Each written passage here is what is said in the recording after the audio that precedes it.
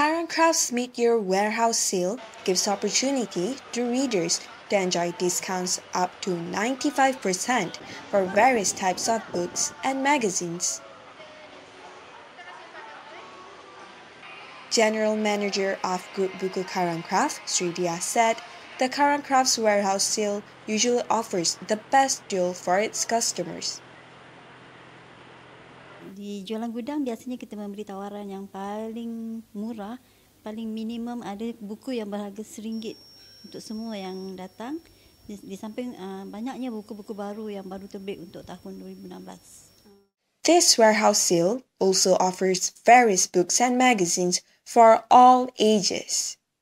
Target jualan untuk jualan gudang ni semua pembaca daripada usia kanak-kanak, pembaca remaja, pembaca di dalam kalangan wanita, terutama untuk ruangan buku-buku resepi atau buku craft, dan juga pembaca daripada mereka yang minat bidang akademik dan juga Islamik.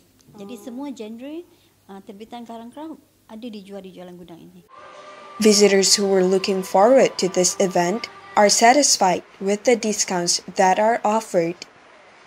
Bagi saya memang sesuai lah dengan suasana kita menggalakkan masyarakat suka membaca. Jadi ini satu dari cara galakkan mereka untuk sedia berbelanja, membeli sebanyak mungkin buku yang ditawarkan kan. Banyak diskaun dia dan tinggi diskaun dan menarik lah. So membuatkan kita teruja untuk belilah sebab harga pun okey, tambah diskaun lagi. So okey lah, bagus lah. It gives opportunity to readers from all ages to get books and magazines at lower price.